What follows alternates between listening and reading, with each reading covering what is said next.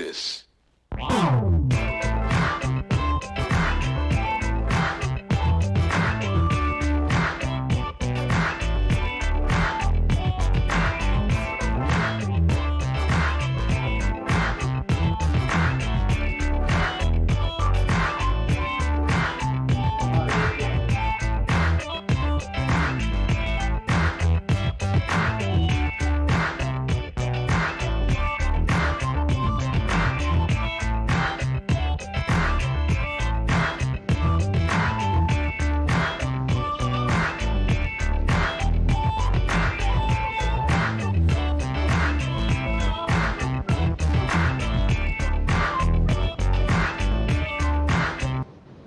Hi, this is yours truly, Stan the Man, host of the Funk Music Hall of Fame and Exhibition Center's award-winning show, Funk Chronicles, recorded live here at DATV Studios in Dayton, Ohio.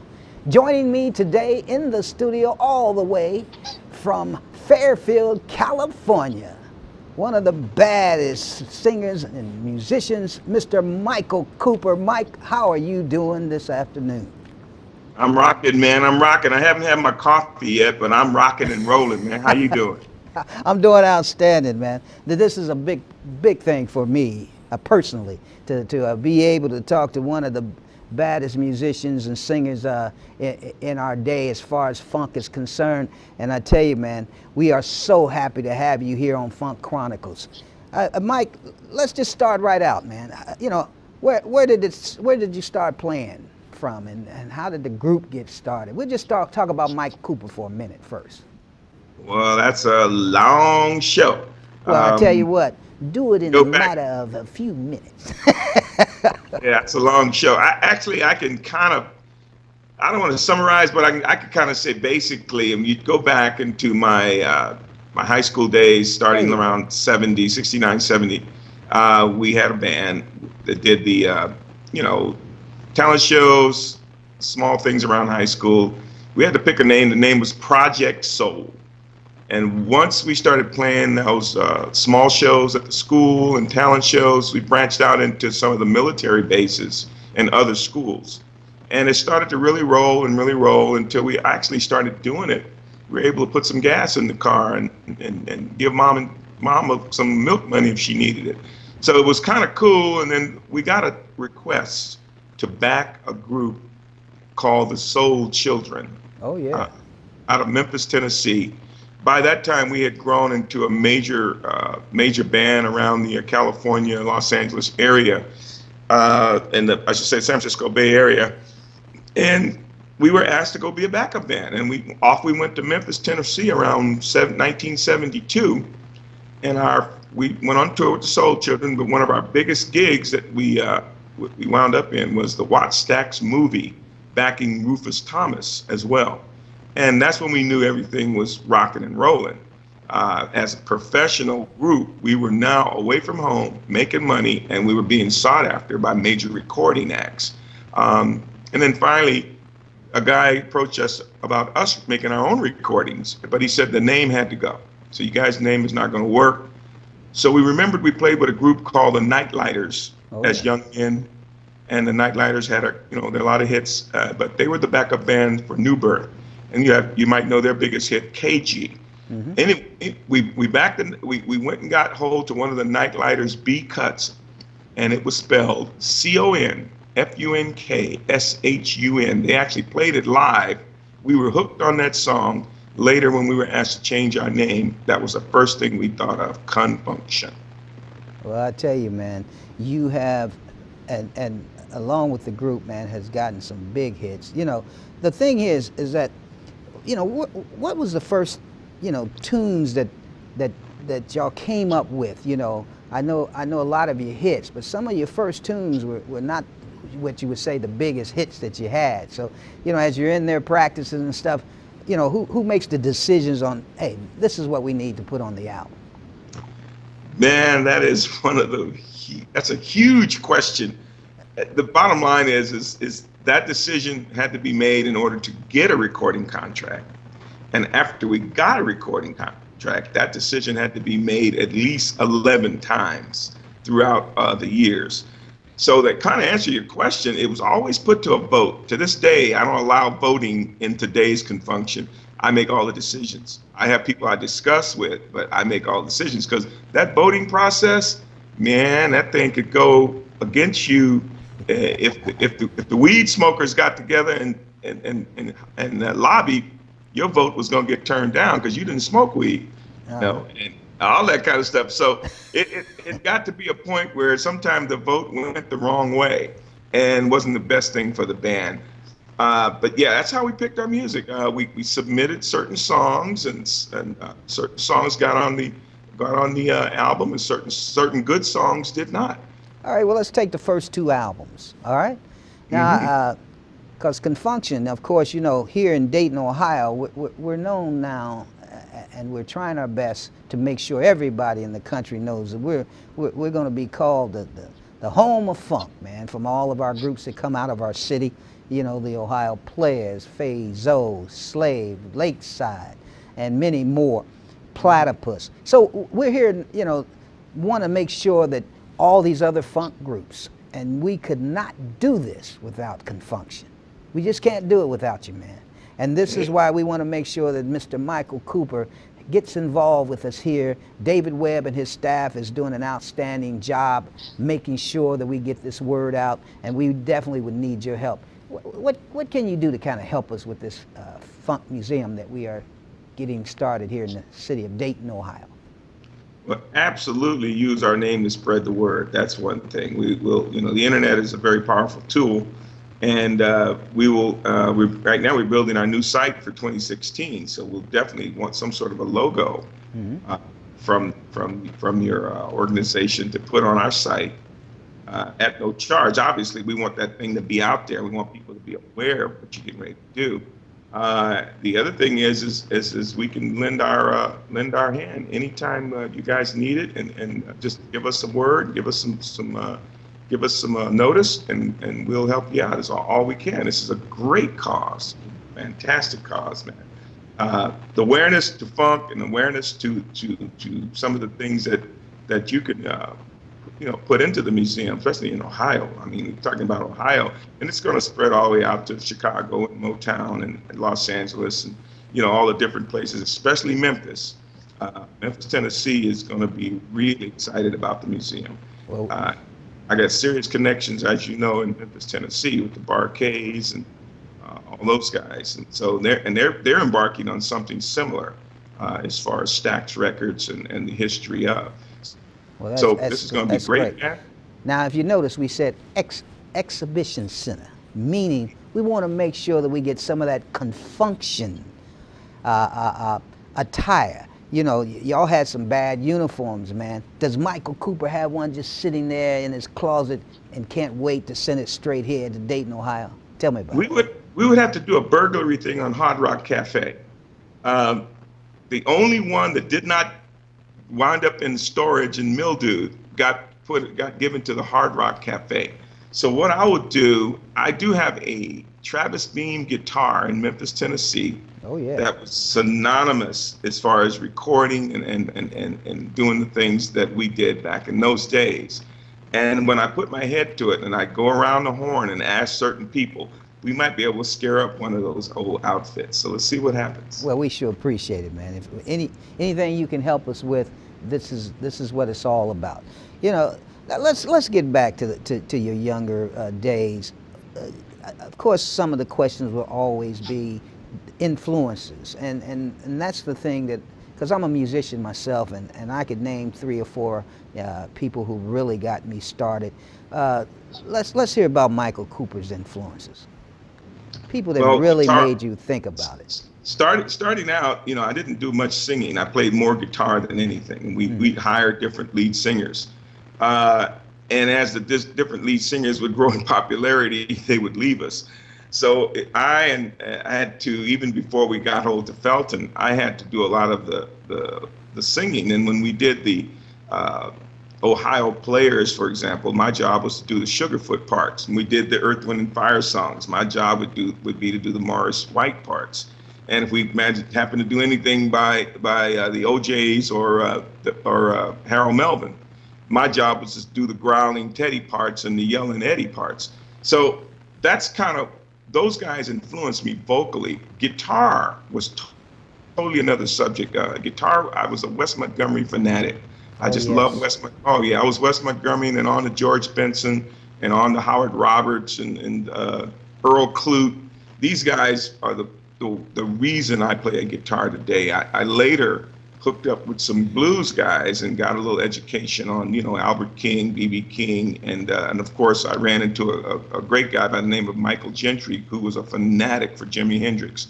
Oh, yeah. So he started showing me how to bend the string and get all kinds of great stuff out of the guitar. So I should say I had many influences, but vocally it was a good spread out over Maurice White and Sugarfoot, Teddy Pendergrass, and for the guitar, definitely Wes Montgomery and Jimi Hendrix. Well, you know what? I was always influenced by songs, man, some old songs, and I've always wanted to ask a couple of you musicians, you know, name a few of the songs that said, oh man, I've got to play it like this, or I've got to learn this rip in this song. You know, back when you're trying to learn your instrument, you know, some of the influences, sure, you know, but the music itself, when you were listening, exactly, you know, like, hey, I got to learn this riff. So what songs brings back that to you? Well, starting out, I would say James Brown. All the James Brown licks, the meters, yes. All the James Brown, the meters, the guitar player on Junior Walker and the All-Stars. There was a lot of little licks that you just had to, like you said, had to pick them up. Give It Up, Turn It Loose. That's one of the funkiest licks in the world on guitar. The riff, the strum on There Was a Time. Mm-hmm. If you get that There Was a Time, I could play There Was a Time on the guitar and not have a drummer or bass for the way I learned how to play it as a back strum on the guitar. Ohio Players, oh my God, the Skin Tight riff. Dum dum dum dum da dum dum dum dum dum dum da dum dum. Once you learn that and you learn it correct, the whole you can light up a whole room just as a bass player or a guitar player with that one lick. You know, kind of like the guitar in My Girl. When anybody hears that, it's not a person in this world would not be able to yell out My Girl. That's and never heard a lick, never heard a lyric, just that one lick. So yeah, man, it was many licks and things that I had to sit down and woodshed, and I was happy to do it, man, because once I got it, it was over. I loved it. What about, you know, as you're performing on stage, did Micheal Cooper get nervous? Yeah. If you don't get nervous, you ain't alive. You know, I get into a routine because by the grace of God, you have a lot of gigs and you get into a routine. Mm-hmm. But there are things that make me nervous, certain crowds that I really need to impress, certain crowds that are not really up on our music. I get a little nervous because I got to not only get them get them happy and get them entertained, and make them aware of my music. But I also have to, if nothing else, I want them to walk out the building and say, man, that band was off the chain. I never heard of them, but they were great. So those things make me nervous. Our bad voice, you know, a cold, a hoarseness, that makes me real nervous. Because then I know I'm walking out there with one hand tied behind my back. So I've got to choose different notes that are not on the record. I've got to let other guys do the talking and save the voice for Love Train and all that stuff. So there's a lot of reasons why I get nervous. But yeah, I'll throughout the year, certain situations will put me in a nervous bag. I did some of the best shows I ever did in my life, nervous. That's right. You know, you just mentioned Love Train, man, and I was just about ready to bring that up.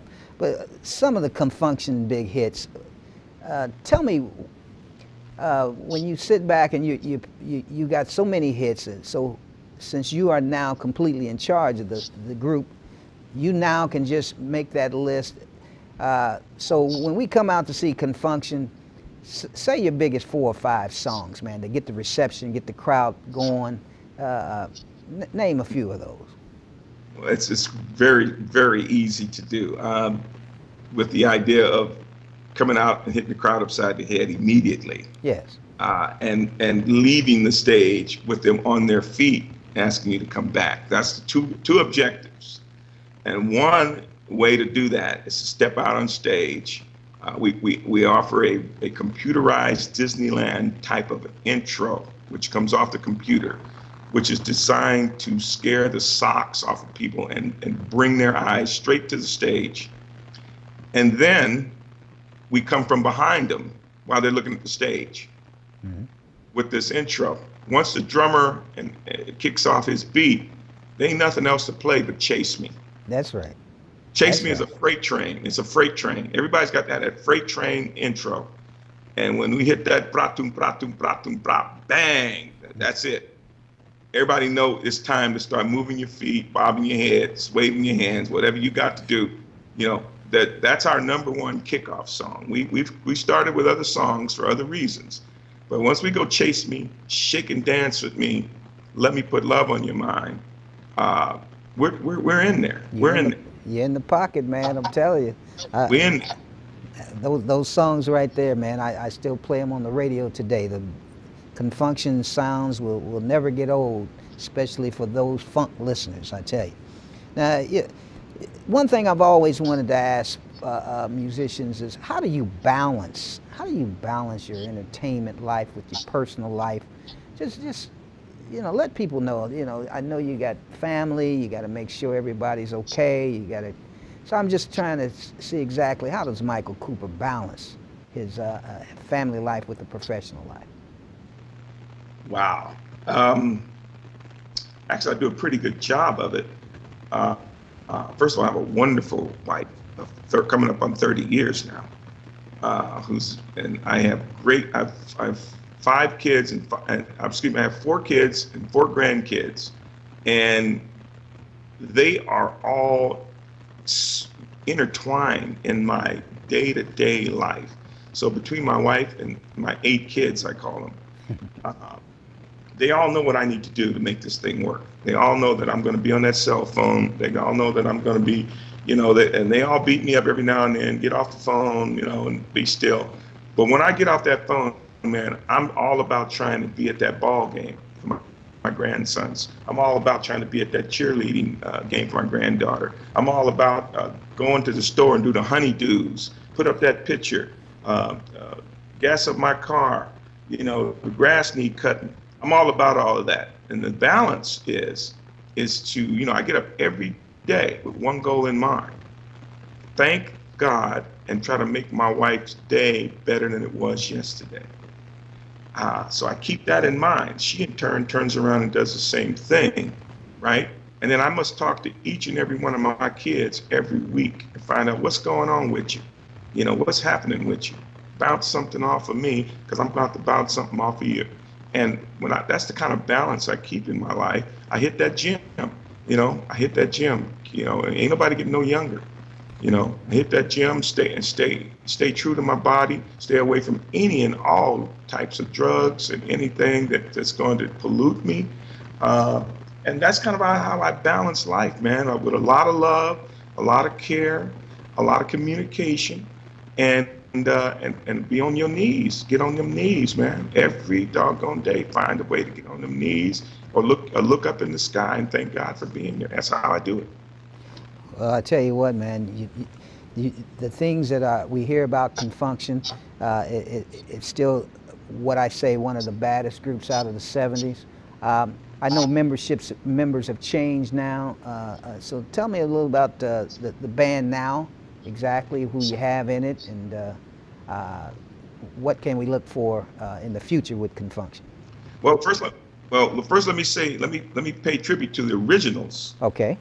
Original members of Con-Funk-Shun, myself, Felton Pilot, the Reverend Carl Fuller, okay, and then there was Cedric Martin on bass, Danny Thomas on keyboards, Louis McCall on the drums, Paul Harrell on saxophone. And that is the original Con-Funk-Shun. Those are the guys that made it all happen. Sweat, fights, blood, tears, road, everything started with the originals, okay? These guys, and we all don't see eye to eye today, but every one of us got love for the other because of what we went through, okay? Now, the guys today, myself, Felton Pilot, Reverend Carl Fuller, but we got a couple of guys a little bit younger than us now. We've got a guy named Eric Young. We call him EQ on bass. One of the baddest cats in the world. He also has his own band that he plays every now and then with. We've got our music director, Kurt K.C. Clayton, out of Memphis, Tennessee. Plays with Howard Hewitt, plays with the Barcades, plays with Glenn Jones, plays with Sherelle. He is a monster, need I say more. He plays keyboards. We've got Ron Motan out of Stockton, California, one of the baddest jazz saxophonists you ever want to see in your life. I mean, absolutely stellar. And then we have our youngest guy, Brian Collier on drums. He's out of the Bay Area, but he's now in Los Angeles, California. And I'm telling you, this cat is so bad, man. He can play a solo and take a drink of water and never miss a beat. So that's Con-Funk-Shun today. And man, I'm telling you, I'm so proud of what we've accomplished and what we've done. You know, and of course, we managed to go back in the studio and cut a brand new CD, More Than Love. So we're very, very, very, very blessed. Well, I tell you what, man, as your group, from old to new, give me just maybe a couple of your fondest memories on stage, as far as maybe something happened in the crowd, or somebody forgot to do something and, you know, made it humorous, but yet as professionals you corrected it all at the same time. I just love to know some things that goes on with groups that you know that you'll never forget. I don't care if you become 95 years old. You're just never going to forget some of these things that has happened in concerts or on stage or something like that. Well, man, there's too many stories. I have so many stories from both groups. So to try to grab one, I've got actually two from the original Con-Funk-Shun. Let's hear those. Let's hear those. All right, now there's two from the original, and this is the first story is prior to us getting our recording contract. Okay. How we were Con-Funk-Shun, but we hadn't gotten signed yet. We were playing at Ole Miss down in Mississippi, and we were playing the auditorium, which doubled with the gymnasium. So, you know, they had a stage on one end, right? And of course, when they had basketball games, obviously they closed the curtains and they brought out the basketball nets. And we played this gymnasium at Ole Miss, and we had a flair for really bright outfits and lots of effects. Our effects that night, we had flash bombs and all that stuff, but our big effect that night was the hot ice fog machine. Okay. We built this thing ourselves. Our road guy was a MacGyver type of guy, and he built this thing out of a giant steel drum. He put a 220 heating coil in the bottom of it and had a basket welded together to hold the hot ice. Make a long story short, he put the water in there, he turned the doggone thing on, and it started to heat the water up while the show was going backstage. Now, you got to remember, he's behind another curtain backstage. He fills the basket up full of hot ice, right? But he gets busy and forgets that to turn off the heating element, because it doesn't need to, the water doesn't need to be too hot. We come to a song that we were doing called Sarah Smiles. Yes. All right. By I think it was Hall and Oates. And we're doing this song. We're in these bright aqua blue bell-bottom jumpsuits with white platform shoes. The auditorium's got great lighting, great stage lighting. We jump into Sarah Smiles, and it's time to drop the ice. He goes back. He drops the ice. He forgets that the water's too hot. The hot ice hits the water. It boils out of the top and scalds him all over his stomach. Oh my goodness. Now, keep in mind, the band's playing, the fans are running, and out comes the smoke. In the meantime, our MC is grabbing him and taking him to the back, and they're rushing him off to the hospital. We don't know none of this. The fog machine is going. The fog is going. Now the fog is coming out on the stage. It's at 1 foot. It's at 2 feet. Now the fog is 3 foot off the stage. Okay, and it's coming off the stage, going into the audience. And of course, the audience, obviously, they're eating this up and loving it. we're doing these steps, like the stylistics. We think we slide and we spinning, and all of a sudden the fog has gotten up to like navel high, and Felton slips and falls straight back on his back, and his white shoes, platform shoes, came up out of the fog and went back down in the fog.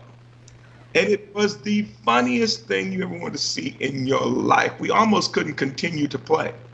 Now, that's the first part of the story. We're playing and we're trying not to laugh. He gets up and comes out of the fog. The audience is going crazy. They're just, they're loving it, right? But the song is Sarah Smiles. We finish the song. We go into I don't know what we ended the show. We go into an up-tempo song. Now the fog is chest high. We're playing, the fog is all the way in the gymnasium. It's covering up, it's coming up to the knees of all the people, right? We get the word that Stanley has gone to the hospital. So we run off stage. Nobody cuts the fog machine off. Oh my goodness. The fog rolls out onto the gymnasium floor. It's about 5 foot covering the gym. The people are leaving, high-fiving, they're loving it. Con-Funk-Shun blew the house up. They open the doors. The fog goes out the front door of the gymnasium, out into the parking lot. Mike, I tell you, man, that something like that you'll never forget. Man, I'm looking at the time. It is almost time to wrap this up.